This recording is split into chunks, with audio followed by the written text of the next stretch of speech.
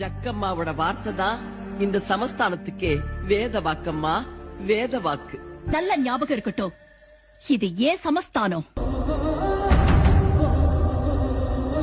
தந்தர தர தந்தர தர தர தர